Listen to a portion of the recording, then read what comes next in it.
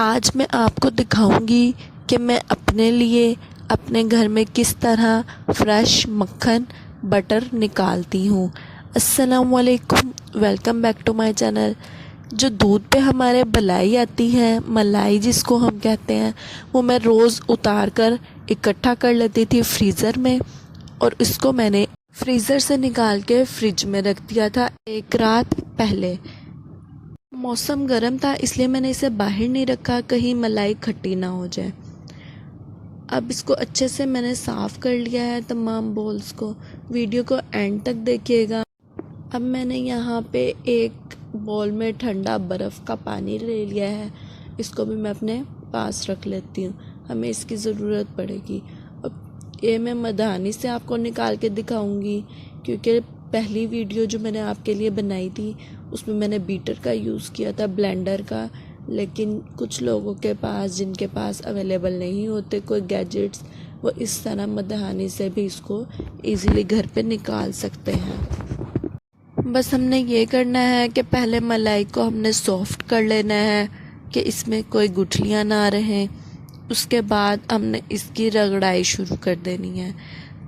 Camera मैंने दूसरी तरफ रख लिया है ताकि आपको इजीली नज़र आ सके कि मैं किस तरह कर रही हूँ। इसको मैंने अच्छे से मिक्स करना शुरू कर दिया है। तकरीबन इसको मैं 2 से 3 मिनट इसी तरह रगड़ूंगी। 2 से 3 मिनट मुझे हो चुके हैं। अब मैं इसमें थोड़ा सा पानी शामिल करूँगी।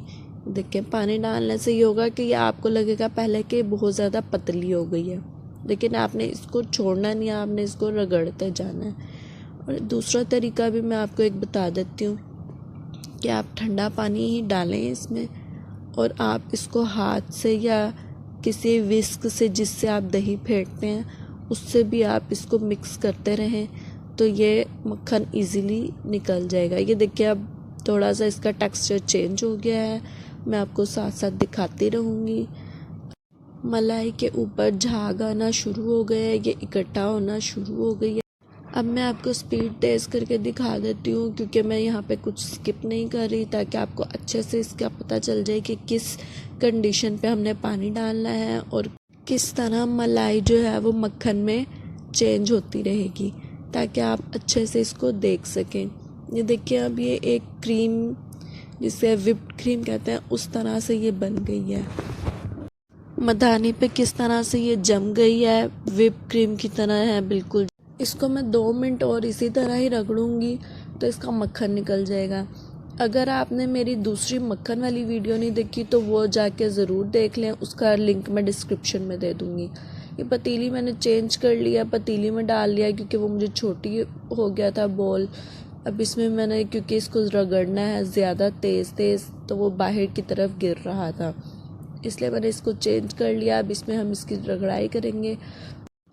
ये देखें, मधानी के ऊपर मक्खन बैठना शुरू हो गया है, लेकिन अभी भी इसमें सारा मक्खन एक जगह इकट्ठा नहीं हुआ। 1-2 बार मैंने इसको और घुमाया है तो सारा मक्खन देखें इकट्ठा होना शुरू हो गया है।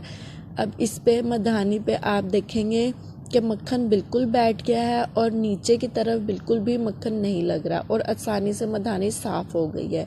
इसको हम निकाल के साइड पे कर देते हैं।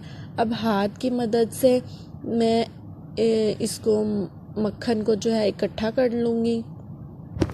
जब तक आप मेरे चैनल को सब्सक्राइब कर दें और कमेंट बॉक्स पे मुझे अपने तरीका ज़रूर शेयर करिएगा कि आप लोग किस तरह मक्खन निकालते हैं घर में।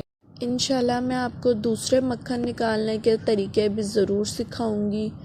आप इसको गर्म करके भी निकाल सकते हैं, वो तरीका भी मैं आपको ज़रूर सिखाऊंगी। इस तरह निचोड़ के सारा मक्खन हमने हाथों में ले लेना है। आप इजीली मक्खन को लेकर निचोड़ सकते हैं। देखिए, ये बिल्कुल भी नहीं गिरेगा। सारे में से पानी निकालने के बाद अब मैं इसको कंटेनर्स में रख लूँगी। मक्खन को आप फ्रीज़ भी कर सकते हैं। अगर आपके पास ज़्यादा मक्खन है, आप उसका देसी घी भी निकाल सकते हैं। मक्खन को देसी घी निकालने के आगे का प्रोसेस अगर आप देखना चाहते हैं तो मैं उसका लिंक डिस्क्रिप्शन में दे दिया है, और उसमें मैंने एहतियात भी बताई है, वो वीडियो लाजमी एंड तक देखिएगा। जो पानी हमारा मक्खन का बचा था उसको मैंने स्ट्रेन कर लिया है, और ये मक्खन भी हम ज़ाया नहीं करेंगे, ये भी हम कंटेनर में रख देंगे। और ये जो पानी है हमने इसको भी ज़ाया नहीं इसको हम लस्सी कहते हैं। इसकी हम कड़ी बहुत ज़बरदस्त बना सकते हैं। इंशाल्लाह मैं इसकी आपको कड़ी भी बनाना सिखाऊंगी। अब कंटेनर्स को मैं इस तरह फ्रिज में रख सकती हूँ। वीडियो अच्छी लगी हो तो लाइक शेयर कमेंट करना ना भूलिएगा। Thanks for